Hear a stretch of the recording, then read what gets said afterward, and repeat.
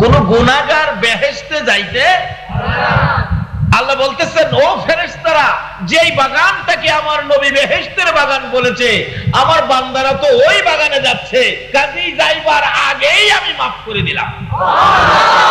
কেন? বাস্তবে আসুন, আমাদের সামাজিকভাবে আমরা সন্তানকে বলুন সবচেয়ে বেশি মায়া করে কে? সবচেয়ে বেশি আদর করে কে? মা। আচ্ছা, এই বৃষ্টির মধ্যে রাস্তার থেকে কাদা কুদা পায়ের মধ্যে লাগাইয়া একবারে সমস্ত শরীর ময়লা আবর্জনা এই নিয়ে যদি কোনো সন্তান সন্ধ্যার সময় বিছানায় উঠতে যায়, মা যতই আদর করুক সন্তানকে, এই ময়লা সহ বিছানায় উঠতে দেবে? মা কি বলবে?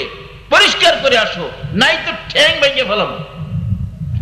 এত আদর করে মা, তারপরও ময়লা সহ বিছানায় উঠতে দেয় না।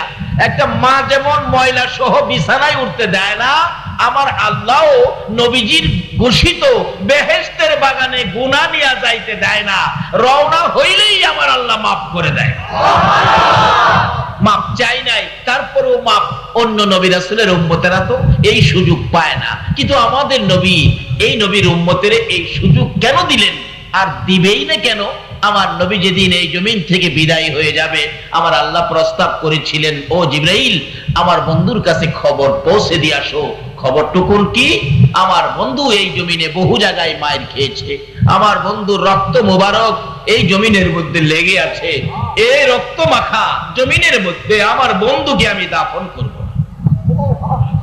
আমার বন্ধুর দেহ মুবারক আমার আরশের ডান পাশে দাফন করব। জিবরাইল বলেন, প্রভু গো, এই প্রস্তাবে তো আপনার বন্ধু খুব খুশি হবেন। আল্লাহ বলেন, আমি তো চাই আমার বন্ধু খুশি করতে।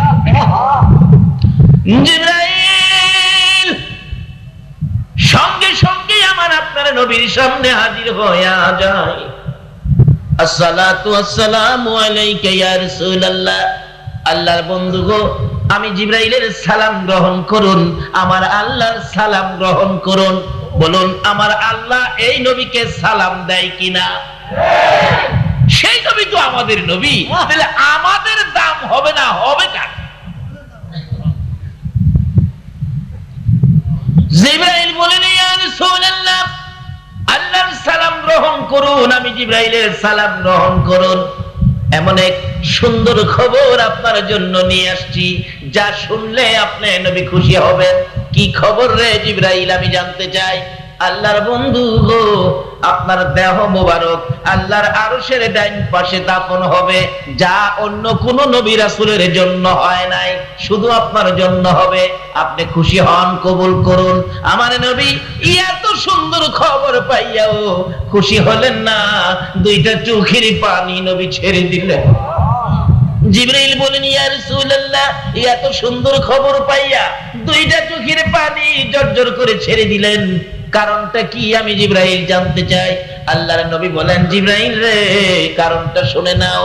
আমার দাফন হবে রে আল্লাহর আরশের ডান পাশে। আরেকটা খবর দিলি না, আরেকটা খবর আমার শোনাইলি না। কোন খবর হুজুর? জিবরাইল, আমার উম্মতের দাফন কই হবে রে?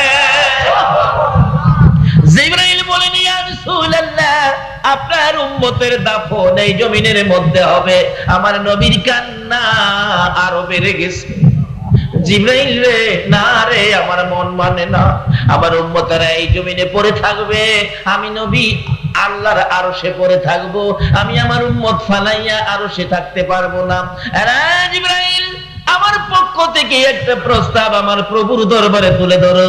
আমার উম্মতেরা যদি এই জমিনের মধ্যে থাকে রে, আমি নবী আরশে যাব না, আমি আমার গুনাহগার এতিম উম্মতের পাশে এই জমিনের মধ্যে থাকবো। জিবরাইল বলেন, ইয়া রাসূলুল্লাহ, এই জমিনের মধ্যে পড়ে থাকবেন, উম্মতের কি ফায়দা হবে, আপনার কি লাভ হবে?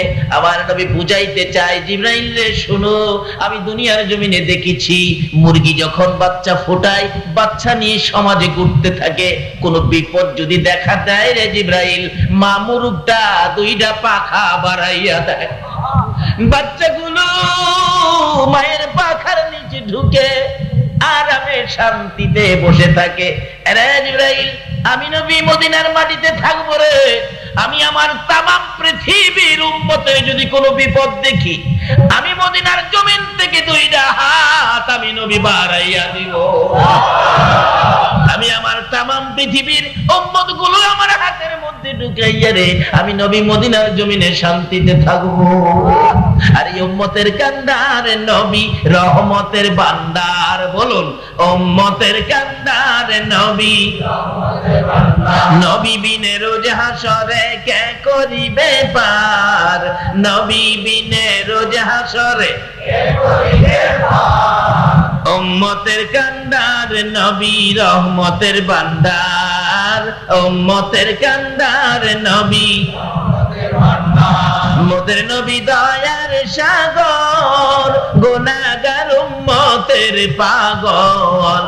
মোদের নবী দয়ার সাগর, গুনাহগার উম্মতের পাগল। রোজ হাসরে সেজদায় পড়ে কাঁদবে যারে যার, রোজ হাসরে সেজদায় পড়ে কাঁদবে যারে যার। উম্মতের কান্দার নবী রহমতের বান্দার, উম্মতের কান্দার নবী রহমতের বান্দার। যাইয়া দেখো মদিনাতে কান্দে নবী দিনে রাইতে, যাইয়া দেখো মদিনাতে কান্দে নবী দিনে রাইতে। মাফ করিয়ে দাও গো খোদা উম্মত গুনাহগার, মাফ করিয়ে দাও গো খোদা উম্মত গুনাহগার।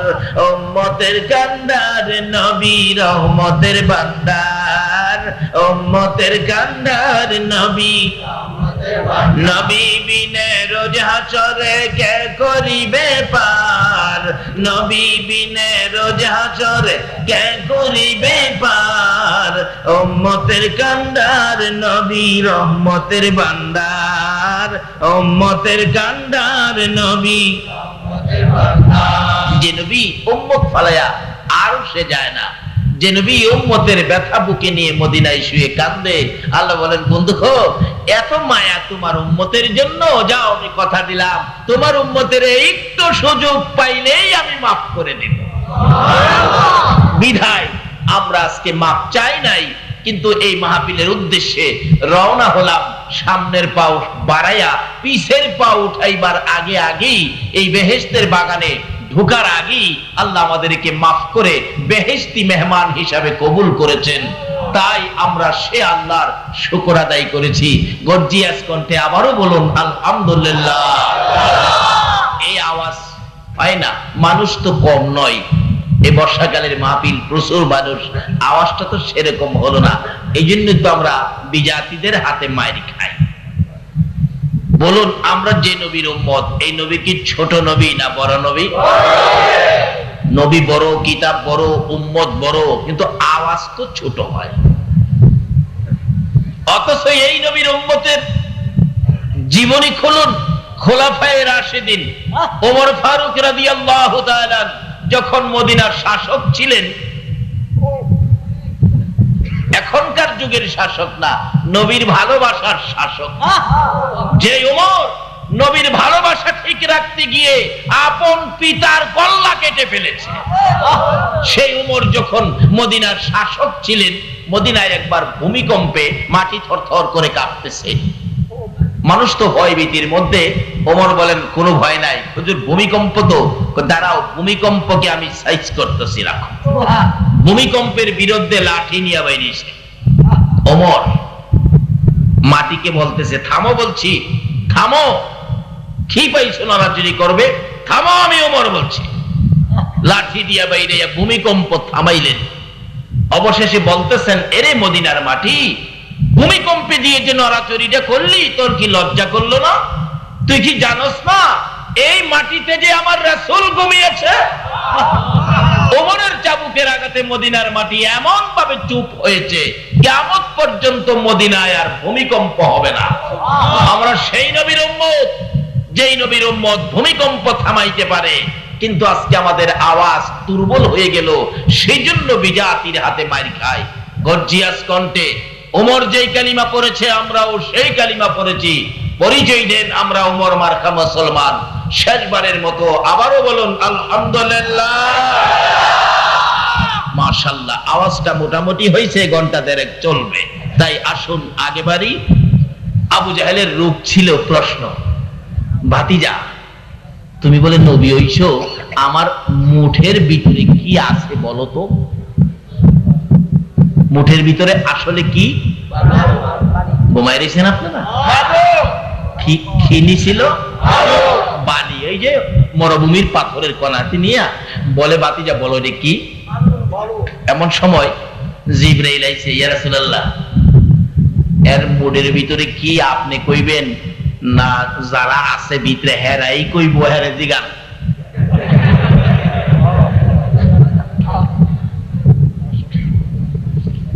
এই নবী ওই তো মেরাজ গেছে, কবরে গিয়া তো এই নবীর দুহাই দিলে মাফ আছে, এছাড়া কারো দুহাই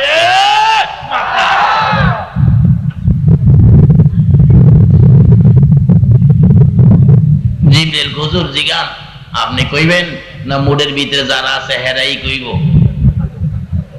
এখন কি নবীজির আর কথা বলতে কোনো ভয় আছে?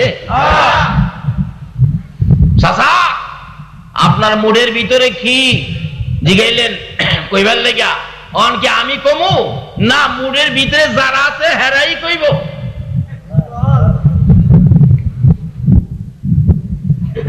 আবু জাহেল কয় মুডের ভিতরে কি ভাতিজা তো জানে না, পাথরের কণায় তো কথা বলবে না। আজকা ভাতিজার নবীগিরি শেষ। নাউজুবিল্লাহ। আবু জাহেলের ধারণা পাথরে কথা বলতে পারে না, কিন্তু আমরা নবীর সাথে পাথরেও কথা বলে। এই নবী ওই আমরা নবী কি গান, এই নবী ওই তো রজবে সফর, আশ্চর্য সফর। আসার সময় জান্নাতের টিকেট, জান্নাতের চাবি। আমরা দেশের লোকেরা বিদেশ সফর করে কম্বল আনে, কম্বল। আমার নবী একটা কম্বল আনছে, কি আনছে? কি আনছে? জান্নাতে। এই নবীরে ভালোবাসুন, দরকার আছে নি?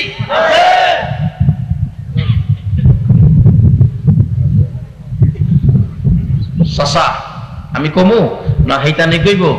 হেইতানে কইলে ভালো হয়। নবীজি গায় এই আমার চাচার মুডের ভিতরে তোরা কারা? জবাব দে। সকল বালুর কণার থেকে আওয়াজ আসতেছে, ইয়া রাসূলুল্লাহ আমরা বালুর কণা। সুবহানাল্লাহ কইতেন না? আবু জাহেল খালি চাপে। আচ্ছা কোন তো নবীর লগে বালুর কণার কথা কয়, হ্যাঁ সাইডটা বন্ধ করতে। একবার গাউসে পাক 7 বছর বয়স, লম্বয়ে যাইব, কষ্ট হইতো না তো? 7 বছর বয়স, ওনার বাবা ইয়ামেন যাবে ব্যবসার উদ্দেশ্যে। সামনে রেখা রইছে, বাবা ইয়ামেন যাইবেন? আমারে নিয়ম লাগবো আজকে।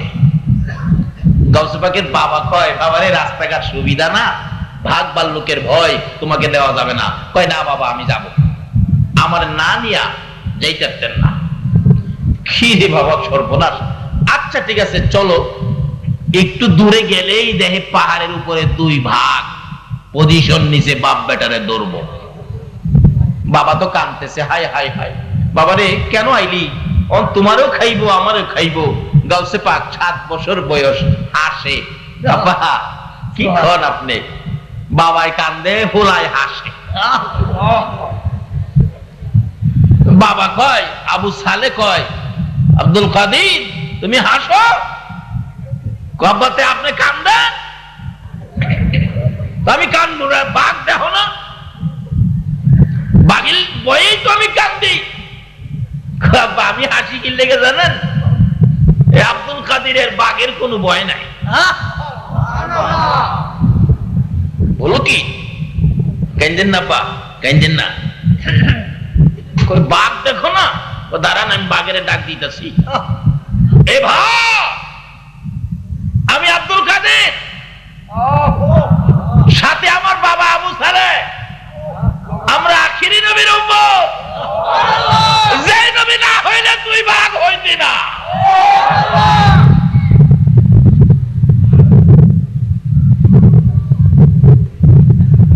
ভাগ দুইটা, একটা কানে আরেকটাই কয়।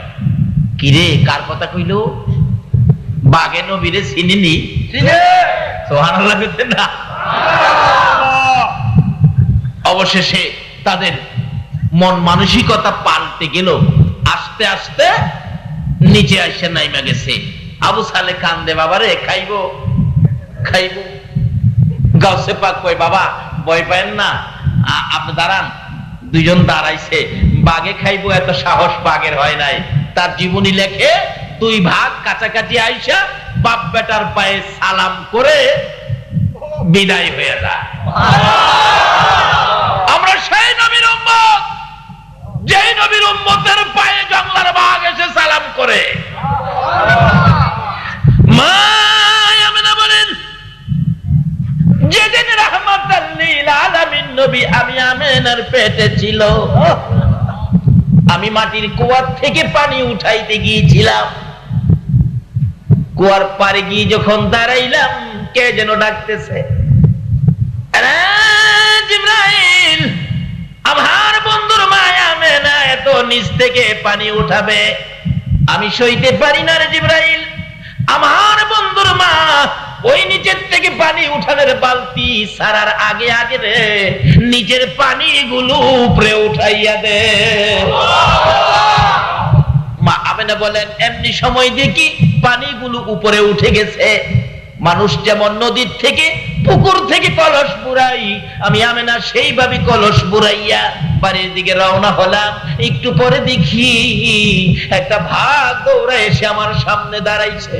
আমি আমিনা থরথর করে কাঁপতেছি, বাঘ বুঝি আমাকে খেয়ে ফেলবে। বারবার আমিনার মুখের দিকে তাকাই ভাগ, আবার আকাশের দিকে তাকাই। আমিনার ভয় দেখে বাঘ ডাকতেছে, প্রভু গো আমার জবান খুলে দাও না গো, তোমার বন্ধুর মায়ের সাথে কথা বলি। আমার আল্লাহ বলেন, বাঘ আমার বন্ধুর মায়ের সাথে কথা বলবি রে, যা আমি তোর জবান খুলে দিলাম। বাঘ ডাকতেছে, আমিনা গো, ও আল্লাহর বন্ধুর মা আমিনা, তুমি কেন ভয় পাইতেছো? আমিনা বলেন, ভয় পাচ্ছি তোমাকে দেখে আমাকে নি খেয়ে ফেলো। আমিনার এই কথার জবাব দেন জঙ্গলার ভাগ, রে আমিনা, আমি তোমাকে খাইতে আসি নাই, একটা খবর তোমাকে শোনাইতে আসছি।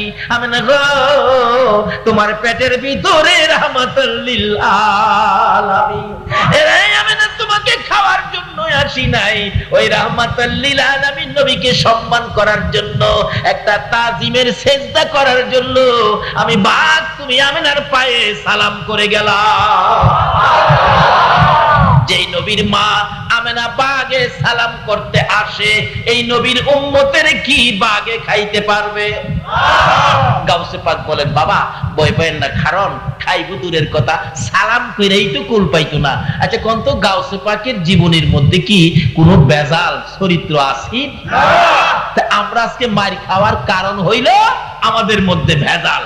শাহজালাল ইয়ামিনী রহমাতুল্লাহ আলাইহি, খাজা মঈনুদ্দিন চিশতি রহমাতুল্লাহ আলাইহি, ওই রকম ওলিদের জীবনী খুলুন, কি যে পরিষ্কার ছিল তারা, এই জন্য তাদের ক্ষমতা কত ছিল। আসুন সামনে বাড়ি। পাথর জবাব দেন, কি বলে? হুজুর আমরা বালুর কণা। এই খালি সিপে আবু জাহেলে এটা বন্ধ করতো, নবীর সাথে পাথর কথা বলবে, আবু জাহেল চিপটা বন্ধ করতে পারবো? আল্লাহ কই, আবু জাহেল রে, আমার বন্ধুর সাথে বালুর কণা কথা বলবে, তুই চাইপিয়া বন্ধ করতে।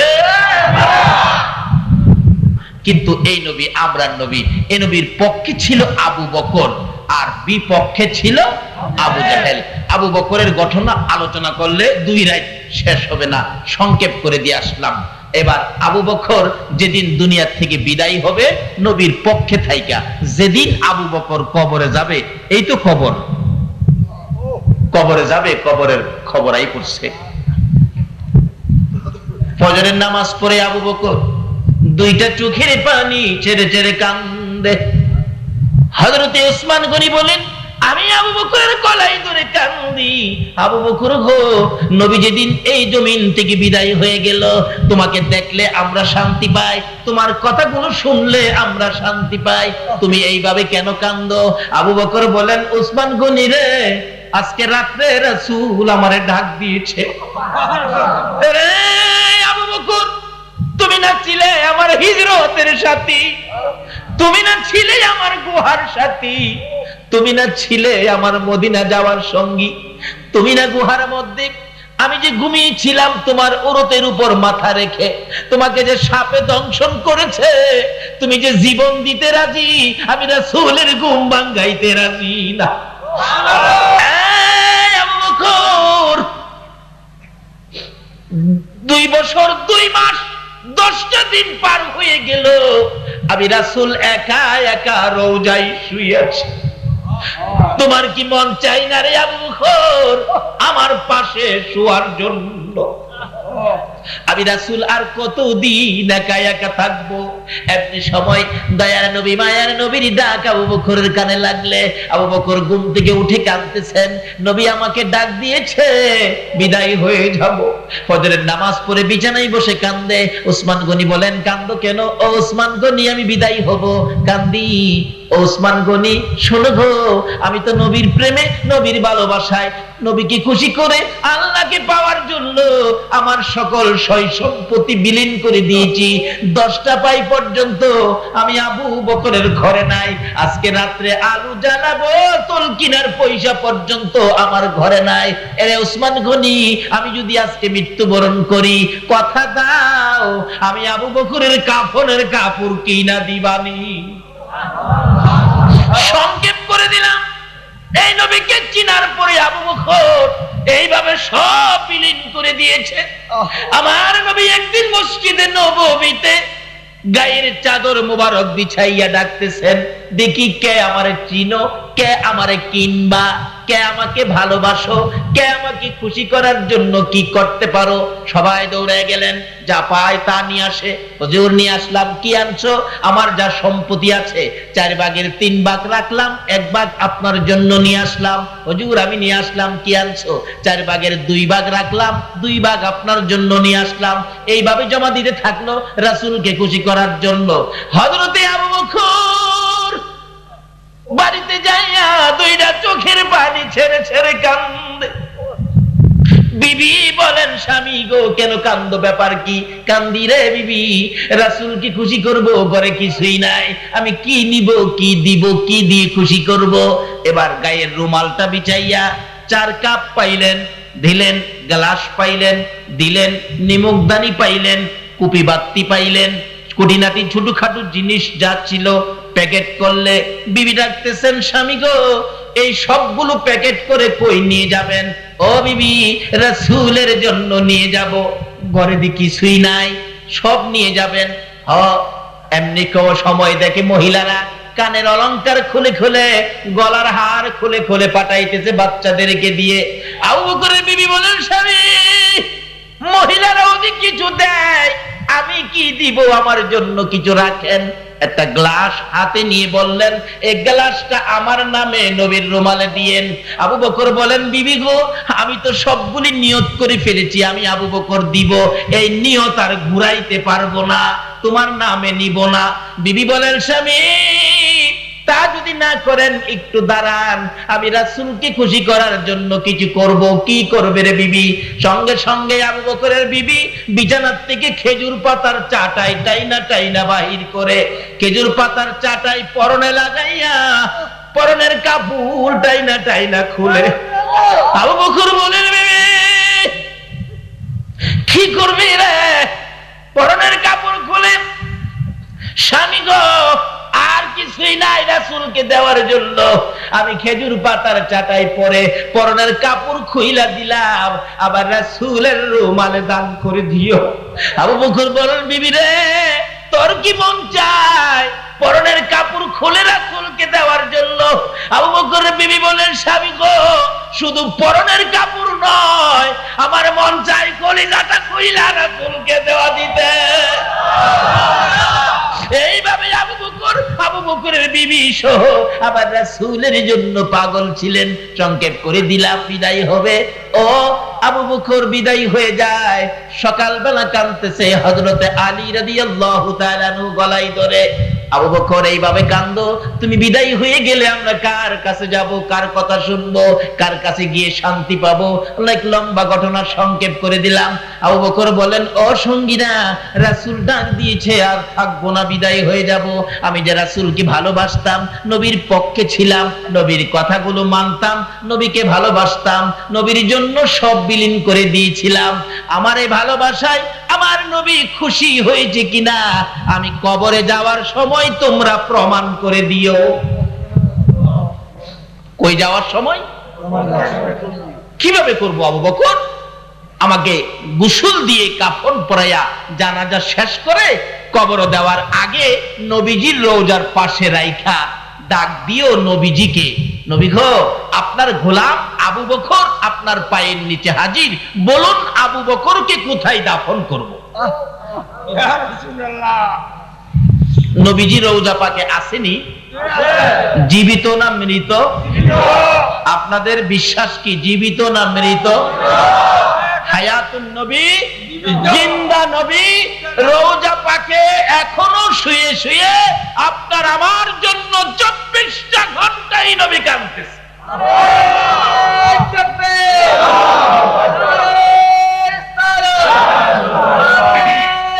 বলুন নবীজি রওজায় আছে কিনা? আল্লাহু আকবার। এক নবীর আশিক নবীজি রওজার পাশে গিয়ে শুয়ে শুয়ে কান্দে, নবী গো, আপনি না খাওয়াইলে আমি খাইতাম না। নবীজি রাত্রে ডাকে, ও পাগল, আমার চুলাই কি এখন রান্না হয়? আমি না খাওয়াইলে খাইতি না? না, মইরা যাবো তো, আমরা না খাওয়াইলে খাইতাম না। পাগল, কি করব? একদিন রাতে নবীজি স্বপ্নের মাধ্যমে 2টা রুটি আইনা তার হাতে দিছে। স্বপ্নে অনেক সময় খাই না আমরা? আমরার খাওয়া আর পাওয়া, নবীজির দেওয়া আর খাওয়া একরকম হবে? আমরা তো স্বপ্নে খাই, মাশাআল্লাহ, পোলাও খাই, দেশি মুরগির রান খায়, 2 হাতে সমানে খায়, ঘুমেতে ওইটা দেহে খাতা সিরা মুহ দিয়া রাখছে। আর ওই নবীর আশিক বলেন, আমি রওজা পাকের পাশে ছিলাম, আমার হাতে 2টা রুটি দিলে আমি ঘুমের মধ্যেই খাইতেছি, একটা রুটি খাইয়া আরেকটা মাঝখান দিয়ে ছিঁড়ে অর্ধেকটা খাইলাম, বাকি অর্ধেকটা আমার হাতের মধ্যে ঘুম ভেঙে গেছে। আল্লাহর কসম, আমি স্বপ্ন থেকে উঠে দেখি রাসূলের দেওয়া রুটির অর্ধেক রুটি এখনো আমার হাতের মধ্যে আছে। এই নবী মদিনায় রওজা পাকে আছে কিনা বলুন তো? কিভাবে আছে? আরো জ্বলন্ত প্রমাণ, বাস্তবে বহু প্রমাণ, সময় হবে না, রাত্র অনেক হয়ে গেছে। এবার ডাকতেছে, ইয়া রাসূলুল্লাহ, হযরত আলী রাদিয়াল্লাহু তাআলা আনহু আবু বকরের লাশ নবীজির রওজার পাশে রাইখা ডাকতেছে, আল্লাহর নবী গো, আপনার গোলাম আবু বকর আপনার পায়ের নিচে হাজির, বলুন কোথায় দাফন করব? কোনো জবাব আসতেছে না। আবার ডাক দিলেন, ইয়া রাসূলুল্লাহ, আপনার হিজরতের সাথী, গুহার সাথী আপনার পায়ের নিচে, বলুন কোথায় দাফন করব? কোনো জবাব নাই। তৃতীয়বার মাথায় হযরত আলী রাদিয়াল্লাহু তাআলা খুব কাঁদতেছেন, ইয়া রাসূলুল্লাহ, আবু বকরের বেলায় যদি কথা না বলেন, আমাদের বেলায় জানি কি হয়। এমনি সময় হাজার হাজার সাহাবীর সামনে নবীজির রওজা পাক থরথর করে কাঁপতেছে। সুবহানাল্লাহ। সবাই এক বাক্যে নজর দিলেন, এক ধ্যানে তাকিয়ে রইলেন। সবাই রওজার দিকে তাকিয়ে থাকলে একটু পরে শোনা যায় আমার নবী রওজা পাকের ভিতর থেকে ডাকতেছে, আলী, আলী রে, কই রে আমার আবু বকর? রে আলী, কই আমার আবু বকর? দে দে, আমার আবু বকরকে আমার পাশে দাফন করে দে। নবীকে চিনে, নবীর ভালোবাসা লইয়া আবু বকর আমার নবীর পাশের জান্নাতের বাগানে ঘুমাইছে। আমার আল্লাহ বলেন, বন্ধু গো, তোমার ভালোবাসার আবু বকরকে তোমার পাশে শোয়াইলা, আমি আল্লাহ কথা দিলাম বন্ধু, তোমার ভালোবাসার আবু বকর যতক্ষণ পর্যন্ত জান্নাতের ভিতরে না যাবে, ততক্ষণ পর্যন্ত কোন নবীর উম্মতের জান্নাতে যাইতে দিব না। এই নবীর চিনে, নবীর পক্ষে, নবীর ভালোবাসা দিয়ে আবু বকরের লাভ হলো না লস হলো? চিনে নাই আবু জাহেল, কবরে যাইব। বদর প্রান্তরের উপর দিয়ে নবীজির এক সাহাবী হাইটা যাইতেছে, এমন সময় দেখে একটা লোক সমস্ত শরীরের মধ্যে আগুন, হাতে আগুনের ভেরি, পায়ে আগুনের ভেরি, গলায় আগুনের ভেরি, মাথায় আগুনের টুপি, এইভাবে মাটির নিচ থেকে উঠছে। ওইটা বলতেছে, ভাই আমার এক গ্লাস পানি খাওয়াও, আমার এক গ্লাস পানি খাও, আমার জীবন বাহির হয়ে যাইতেছে। এমনি সময় দেখে দুইজন লোক আগুনের ডান্ডা দিয়ে মারতেছে ভিতরে নেওয়ার জন্য, আর বলতেছে হ্যারে পানি দিও না, হ্যারে পানি দিও না। ওই সাহাবী বলেন, এই অবস্থা দেখে আমি তো ভয় পেয়ে গেলাম, দৌড় শুরু করে দিলাম, নবীজির সামনে হাজির। ইয়া রাসূলুল্লাহ, বদর প্রান্তের উপর দিয়ে আমি যাচ্ছিলাম, একটা ঘটনা দেখলাম। কি এই ঘটনা? রাসূল বলেন, যার এই ঘটনা তার চিনছো তুমি? কই না হুজুর, চিনি নাই। কই সেই হলো আবু জাহেল।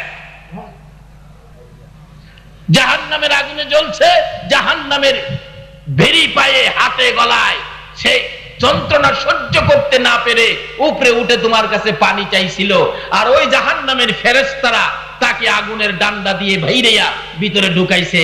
সেই হলো আবু জাহেল। এইলো আবু জাহেলের অবস্থা কবরে, নবীর সাথে দুশমনি করে। আর ওই হলো আবু বকরের অবস্থা কবরে, নবীর ভালোবাসা দিয়ে। বলুন, আবু বকরের দাম বেশি না আবু জাহেলের দাম বেশি?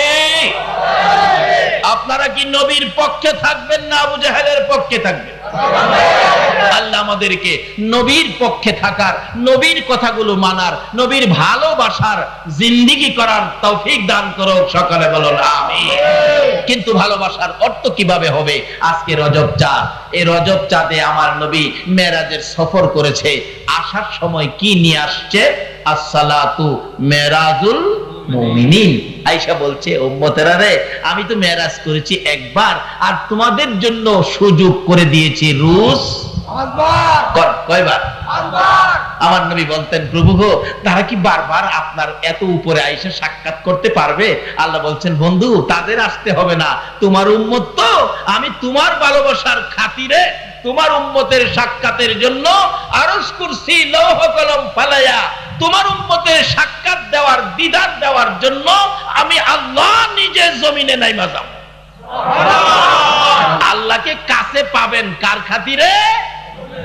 নবীজির খাতিরে। বাবারে, সব ভুলে গিয়ে আসল চিনেন যার খাতিরে কুল কায়নাত, যার উপর আল্লাহ দুরূদ সালাম প্রেরণ করে, যাকে এত উর্দের সফর করিয়েছেন, যাকে স্বপ্নে দেখলে জাহান্নামের আগুন হারাম হয়ে যায়, যার আঙ্গুলের ইশারায় চাঁদ দুই টুকরা হয়ে যায়, সেই নবীকে চিনে এইবার আল্লাহ পাওয়ার সন্ধানে নামেন।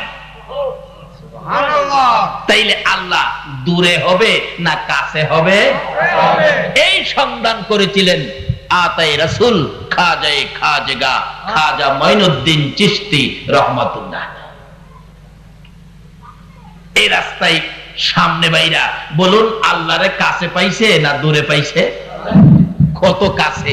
আল্লাহু আকবার। খাজা মঈনুদ্দিন চিশতি রাহমাতুল্লাহ আলাইহি, আজকে ওনার স্মরণে মাহফিল।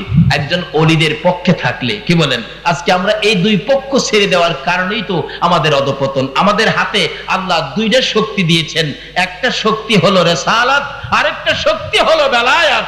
আজকে রিসালাত আর বেলায়াতের শক্তির থেকে দূরে যাওয়ার কারণে মুসলমান আজকে বিশ্ববাজারে মার খায়। ঠিক। অথচ রিসালাতের শক্তি কত! যেদিন এই নবীর রিসালাতের নিশানি ইব্রাহিমের কপালে ছিল, ইব্রাহিমকে যখন নমরুদে আগুনে ফেললো, এই রিসালাতের খাতিরে নমরুদের আগুন ইব্রাহিমকে ধরে নাই। যখন ইসমাইলের কপালে ছিল, এই রিসালাতের খাতিরে ইব্রাহিমের ছুরি ইসমাইলের গলা কাটে নাই। বেলায়েতের পাওয়ার কত! ভারতের জমিনে ঘুমিয়ে আছেন হাজী আমদাদুল্লাহ মুহাজির মক্কি, তার জীবনী খুলুন। হাজী আমদাদুল্লাহ মুহাজির মক্কি বেলায়েতের বাদশা, বেলায়েতের শক্তিওয়ালা, বেলায়েতের দরজার বড় স্তর, বড় একজন আল্লাহর ওলি। ওই আল্লাহর ওলির অবস্থান কি ছিল? একজন মানুষ বিপদে পড়ছে, মানুষ বিপদে পড়লে অনেক সময় আল্লাহর ওলিদের কাছে যায় না? এখন তো মানুষ যাইতে চায় না, হুজুর কিভাবে যাবো, গেলেই তো ফতোয়া আসে, শিরক শিরক শিরক। অথচ বিপদে আপদে পড়লে জাতীয় ভাবে ওলিদেরকে স্মরণ করে। আপনারা শুনেন নাই? রেডিও টিভির গান শুনেন নাই? দেখছেন না? যদি বন্যায় দেশ বাসাইলা, খরায় দেশ পুইরালা, বিশৃঙ্খলা অভাব দেখা দেয়, তখন দেখবেন রেডিও সেন্টারে গান দেয়, ওলি আল্লাহর বাংলাদেশ, কয় না কয় না, শহীদ গাজীর বাংলাদেশ, তাদের হস্তে রহম করুন আল্লাহ, রহম করুন আল্লাহ। বিপদে বললে এরা রস্তে আর রস্তে।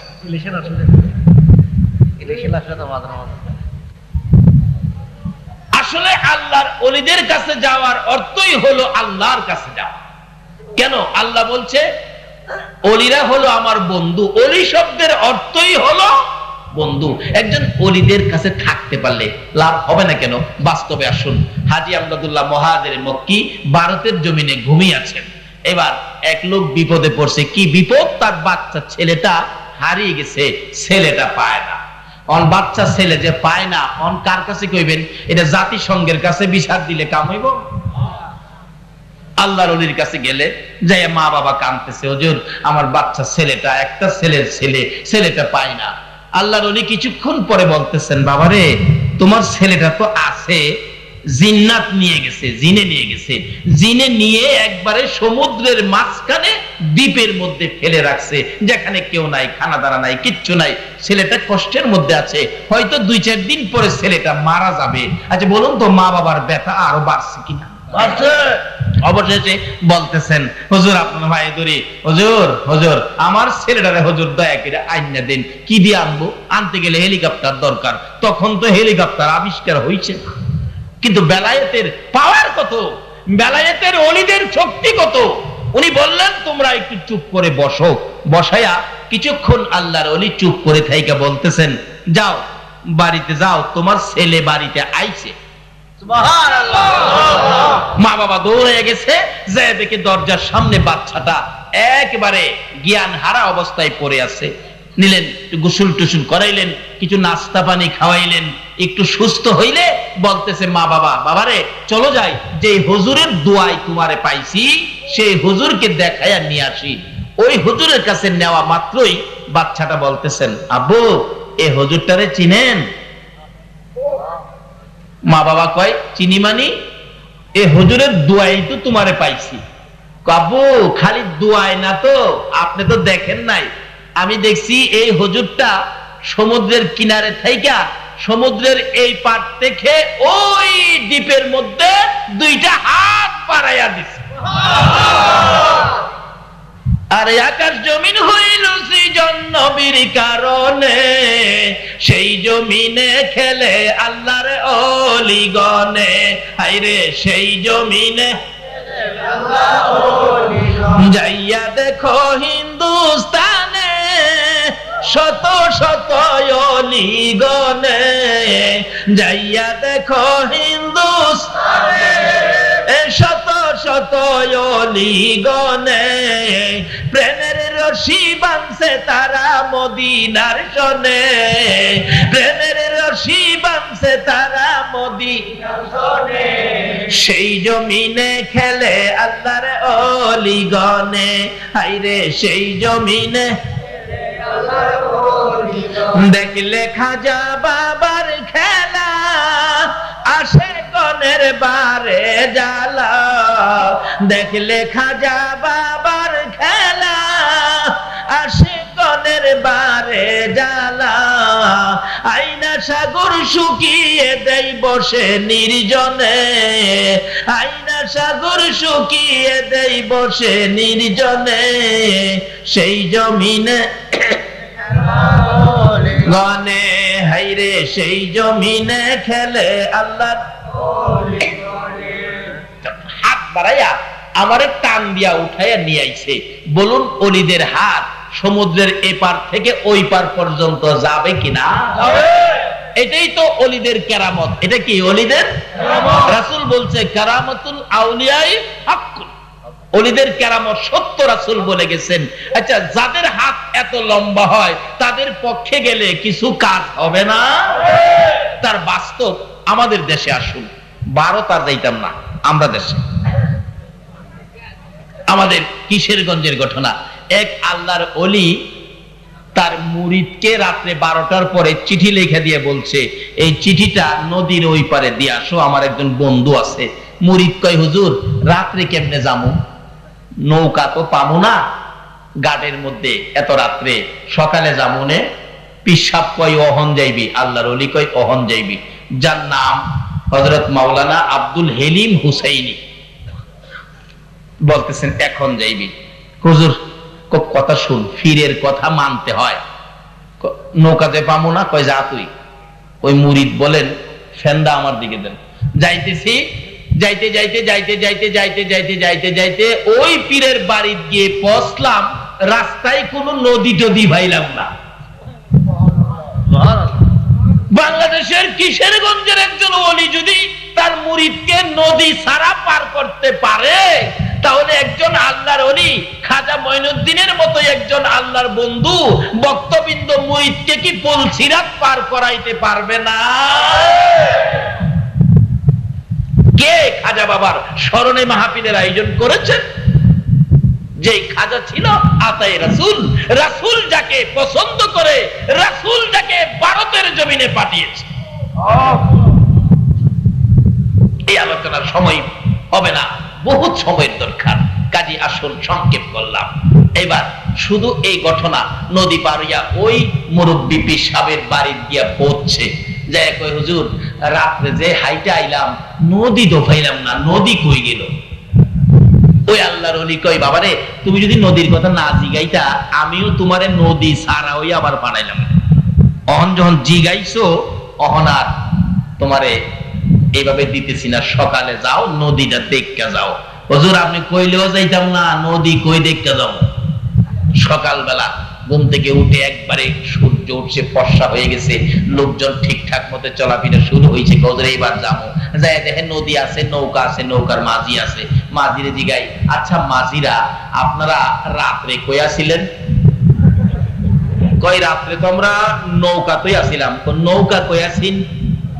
পাগল মাঝিরা কই, হ্যাঁ মাথা পানি দে, নৌকা বলে কই আসিন? আরে হ্যাঁ, নৌকা যেমন তেমন, নদী কই আসিন? আচ্ছা অহন হ্যার মাথা পানি দেওয়ান লাগতো না? আচ্ছা এই ক্লাসে যারা পড়ছে না এরা এটা বুঝবো না? এই ক্লাস পড়তে হবে না? হবে। আল্লাহু আকবার।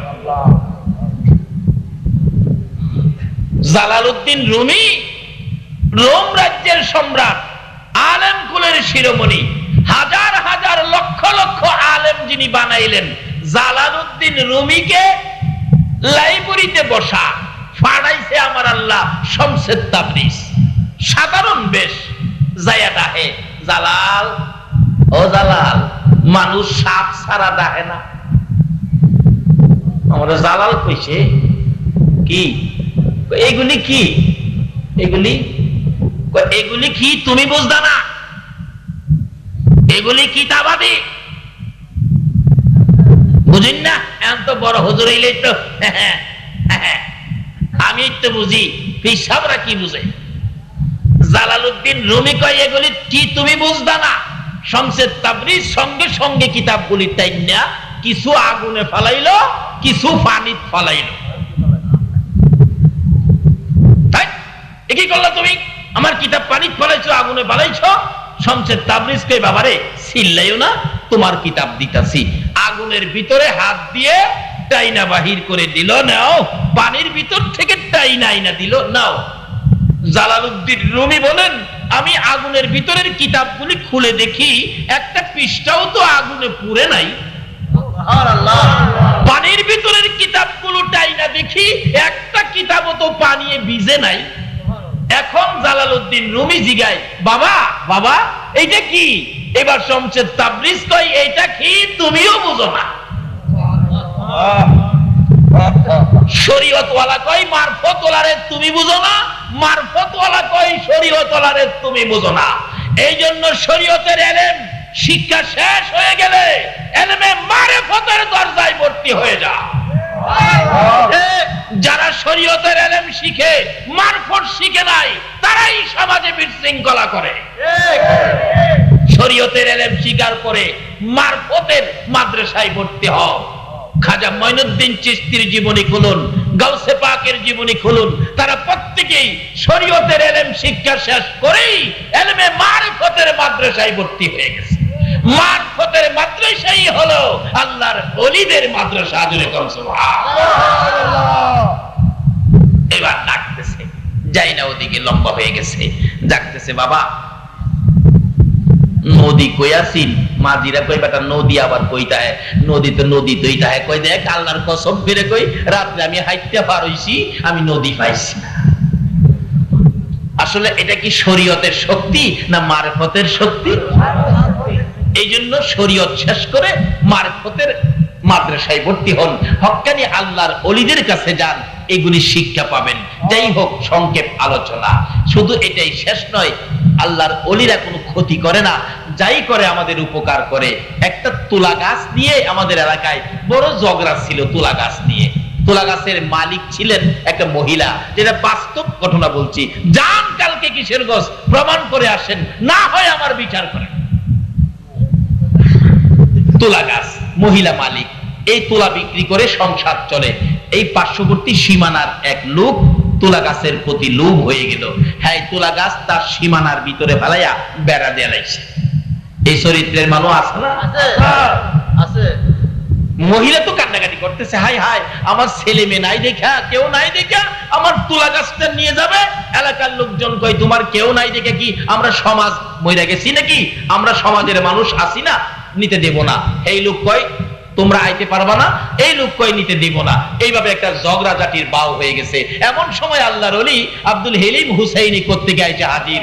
বাবারা, ও আশরাফুল মাখলুকাত, তোমরা কৃষ্ণে মারামারি ঝগড়া করো, তোমরা না আল্লাহর সৃষ্টির শ্রেষ্ঠ বান্দা, শ্রেষ্ঠ সৃষ্টি, তোমরা ঝগড়া করলে কেমন দেখা যায়? থামো থামো, কি ব্যাপার? এবার সকলে কয়, হুজুর সর্বনাশ হয়েছে কি, এই মহিলার গাছটা হ্যাঁ না গা। হ্যাঁ কয়, হুজুর আমার গাছ না হইলে আমি কি বেড়া দিছি?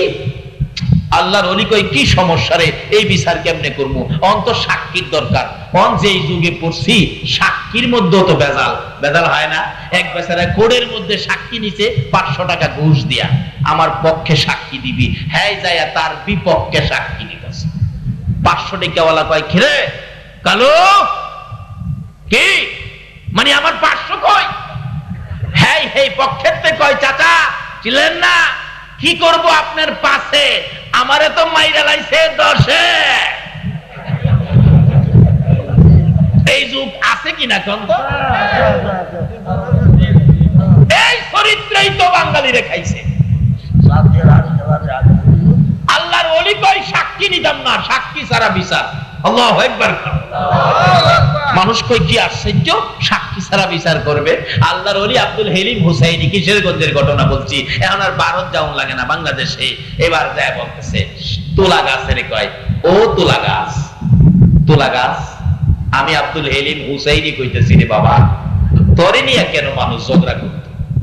বাবারে, সীমানার মধ্যে গাছ ঝগড়া হইতেছে, তুই একটা কাম কর, তুই তো জানোস কার গাছ, যার গাছ তার সীমানার 5 হাত ভিতরে যাইয়া। আচ্ছা, আল্লাহর ওলির কামটা কি খারাপ হইব না ভালো হইব? তাইলে ওলিরা তো দেশে কোনো খারাপ করে না, তাইলে ওলির মাজারে বোমা মারেন কি লিগা? একটা কাজও তো খারাপ করে না। আজকে এই ওলিদের হাত বন্ধ করেই আমরা ধ্বংসের মধ্যে পড়ে গেছি।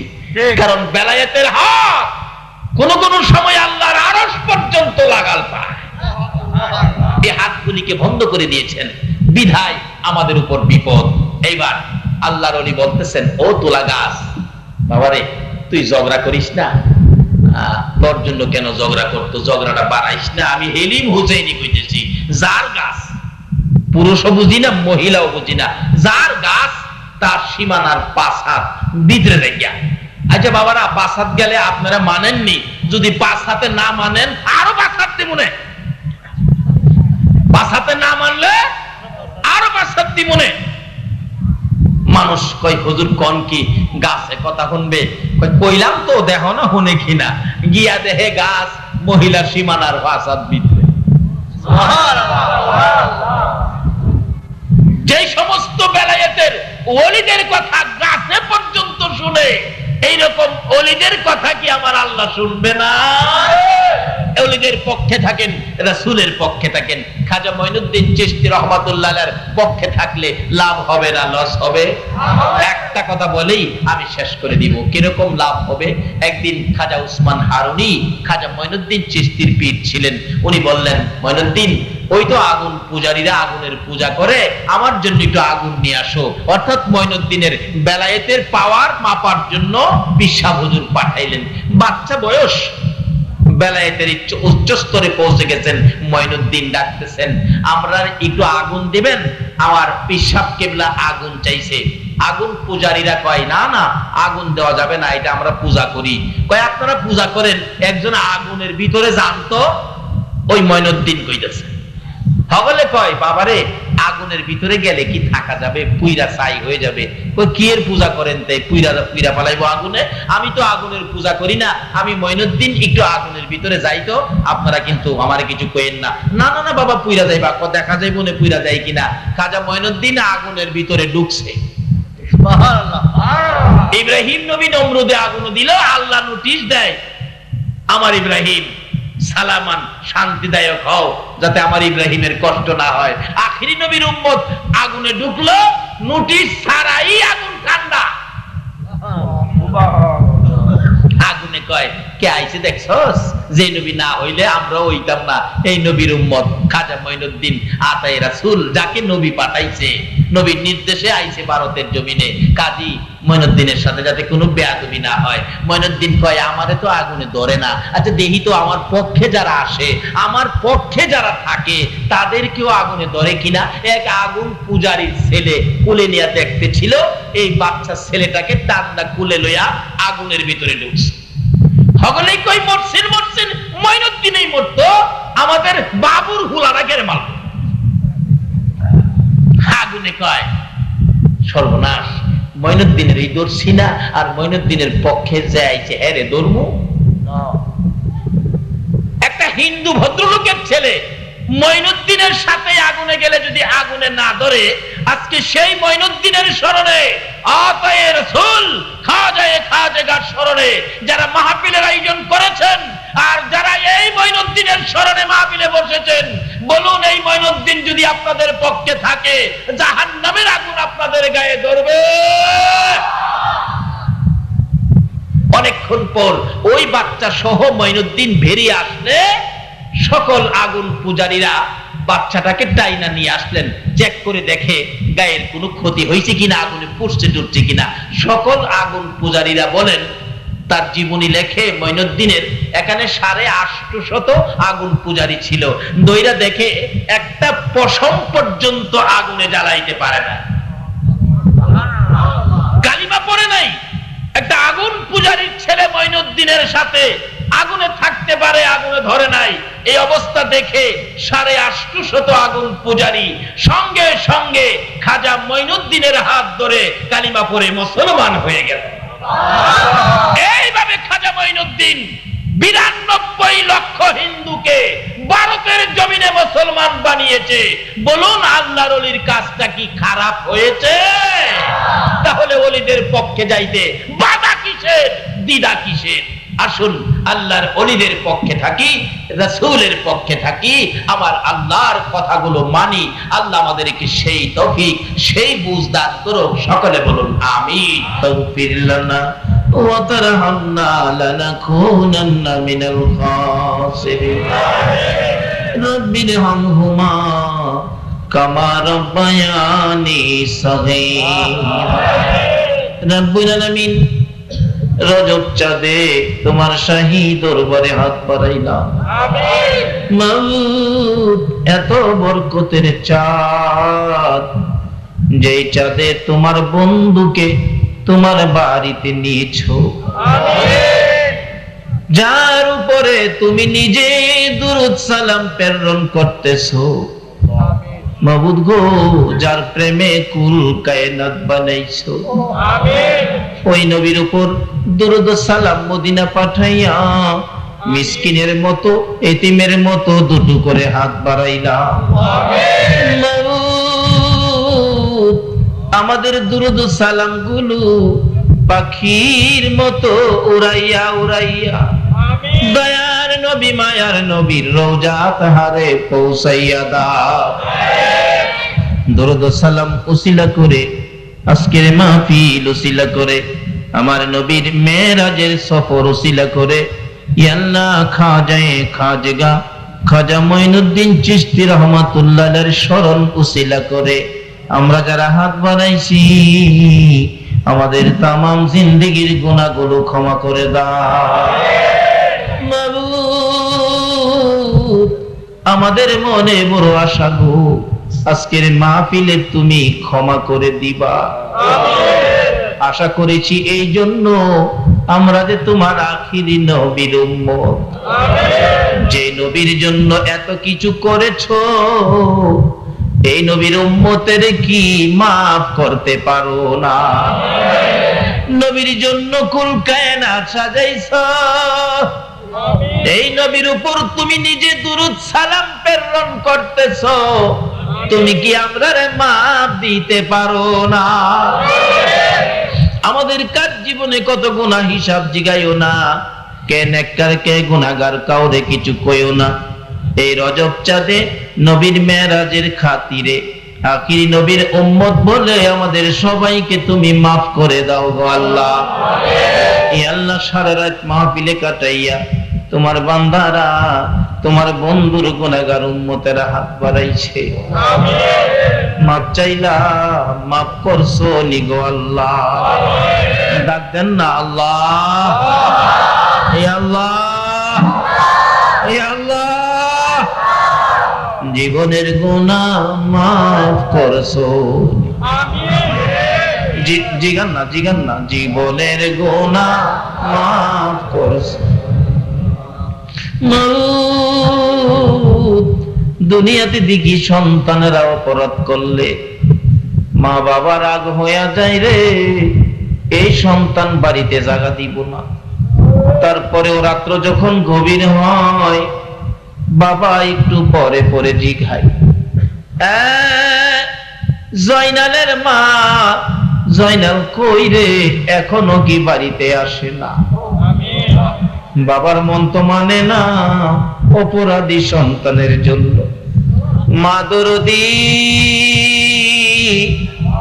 দরজাটা খুইলা দাঁড়াইয়া থাকি গো, ও অপরাধী সন্তানের জন্য মায়ের মতো দরদি যদি দরজা খোলা রাখতে পারে গো,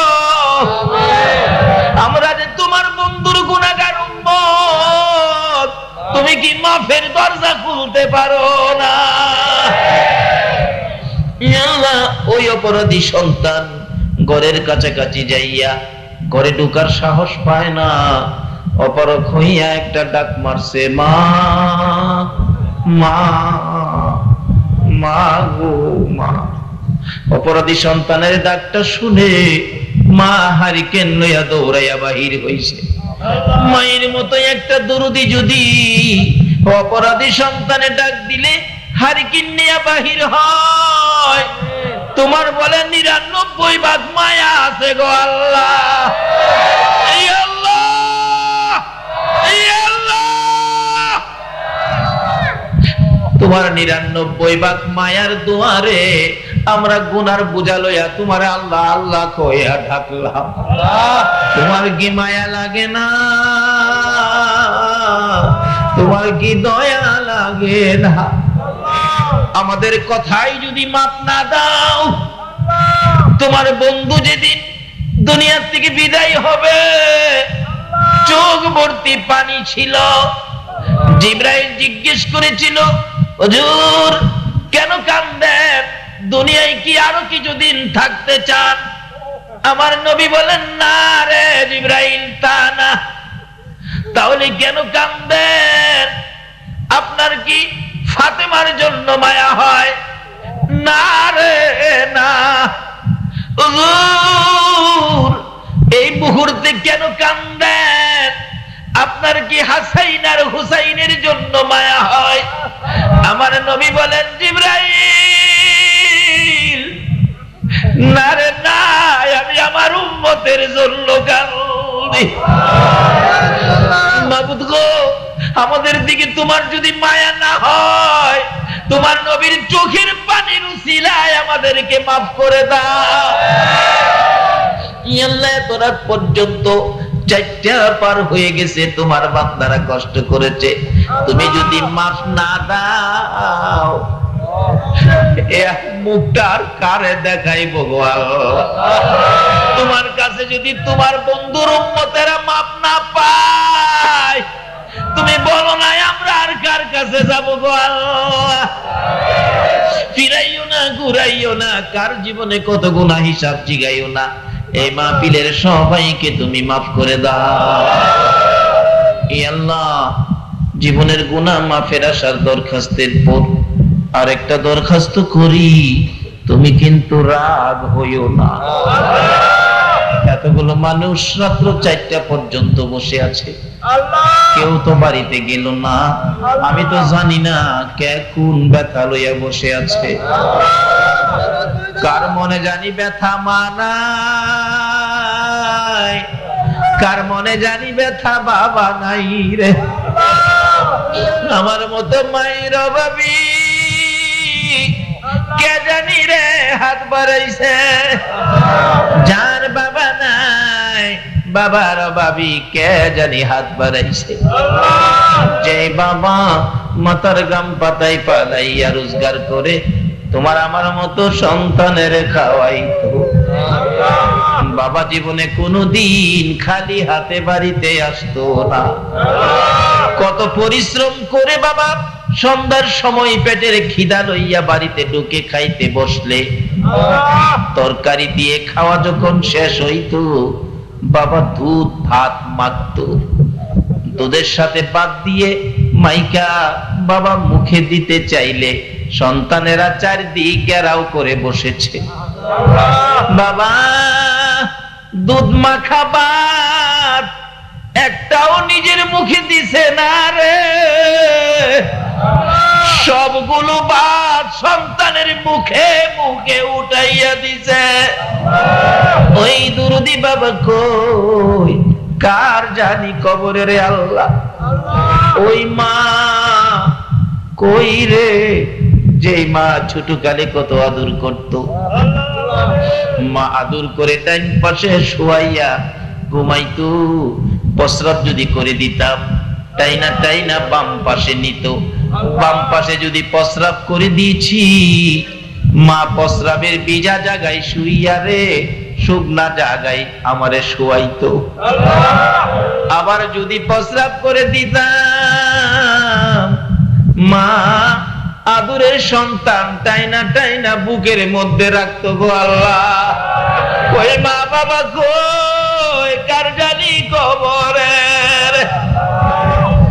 মায়ের অভাবী বাবার অভাবী সন্তানেরা রমজানের ঈদের ছুটি পাইয়া, কুরবানির ঈদের ছুটি পাইয়া যখন ঢাকা থেকে চট্টগ্রাম আসে, চট্টগ্রাম থেকে ঢাকা যাই রে, রাস্তার মধ্যে যাইয়া স্টেশনে নাইমা রিকশার মধ্যে উঠে চোখের পানিগুলো জর্জর করে ছেড়ে দিছে।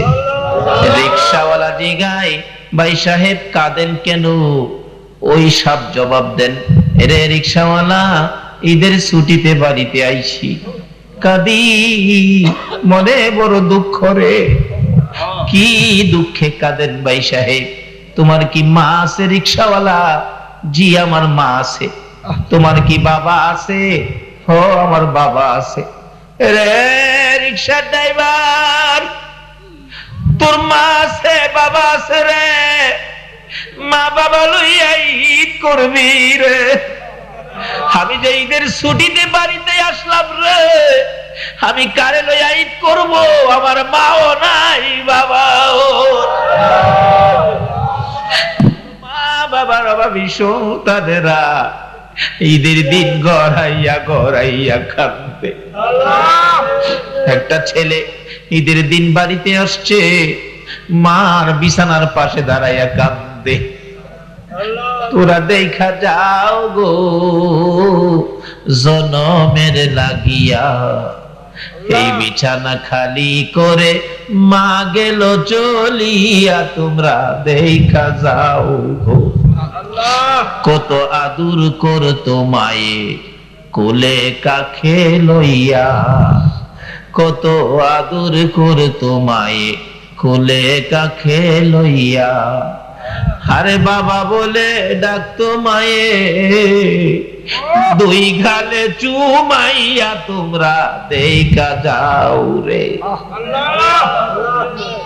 পায়খানা করিতাম যেদিন বিছানাতে শুইয়া, পায়খানা করিতাম যেদিন বিছানাতে শুইয়া, পরিষ্কার করতো মায়ে, আরে পরিষ্কার করতো মায়ে, মেতরিনী হইয়া তোমরা দেখা যাও রে।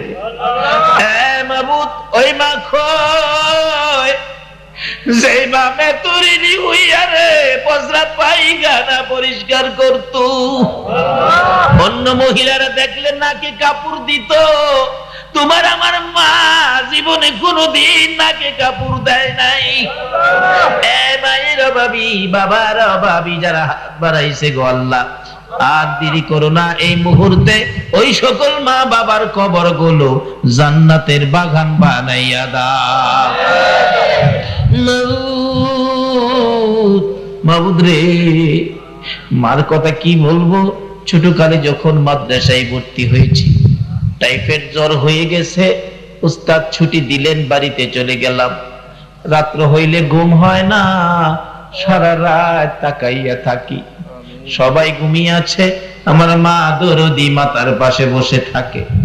জিজ্ঞেস করি, মা সবাই ঘুমাইল, তুমি কি ঘুমাইবা না ঘুমা? আমার মা দরদি জবাব দেয়, বাবা রে তুমি যদি না ঘুমাও আমার চোখে ঘুম আসে না। তারপরেও আবার মাঝে মাঝে দেখতাম মা দুইটা হাত বাড়াইয়া ডাকতো, মাউত আমার ছেলেরে জীবন ভিক্ষা চাই গো আল্লাহ। যেই মা বাবা সন্তানের জন্য তোমার কাছে জীবন ভিক্ষা চাইতো, ওই মা বাবা যার কবরে গো আল্লাহ, আমরা তোমার কাছে জান্নাত ভিক্ষা চাই রে আল্লাহ, তোমার জান্নাত ভিক্ষা চাই গো আল্লাহ। ওই সকল মা বাবার কবর গুলো জান্নাতের বাগান বানাইয়া দাও। ইয়া আল্লাহ, দাদা দাদি, নানা নানি, শ্বশুর শাশুড়ি, আলিয়া ওলাদ, বংশধর, মই মুরব্বী, পাড়া প্রতিবেশী, খানদানবাসী যারা কবরে কাজ করে, এই এলাকার জমিনের নিচে যারা কবরে গো, সকলের কবর জান্নাতের বাগান বানাইয়া দাও। মাবুদ যারা দুনিয়াতে আছে হায়াত বাড়িয়ে দাও। ইয়া আল্লাহ, আমাদের সকলকে বেশি বেশি করে নেক কাজ করার তৌফিক দাও গো আল্লাহ। ইয়া আল্লাহ, খাস করে এই মাহফিলের আয়োজন যারা করেছে, ইয়া আল্লাহ কমিটির সকল ভাইদের, বংশধর, মই মুরব্বী যারা কবরে, সকলকে তুমি মাফ করে দাও। ইয়া আল্লাহ, যারা দুনিয়াতে আছে সকলকে তুমি নেক হায়াত বাড়িয়ে দাও। ইয়া আল্লাহ, যারা ব্যবসা করে গো, সকলের ব্যবসায় বরকত লাগাইয়া দাও। যারা বিদেশ থাকে গো, বিদেশি ভাইদেরকে সহি সালামতে রাখো। ইয়া আল্লাহ, খাস করে আজকের মাহফিল তুমি কবুল করে নাও গো আল্লাহ। এই মাহফিলের খাইর বরকত দয়ার নবী মায়ার নবীর রওজা পাকে পৌঁছাইয়া দাও। ইয়া আল্লাহ, আজকের মাহফিলের খাইর বরকত খাজা মঈনুদ্দিন চিশতি রহমাতুল্লাহ আলাইহির রূহে পৌঁছাইয়া দাও। ইয়া আল্লাহ, গাউসে পাক সহ সকল ওলিদের রূহে পৌঁছাইয়া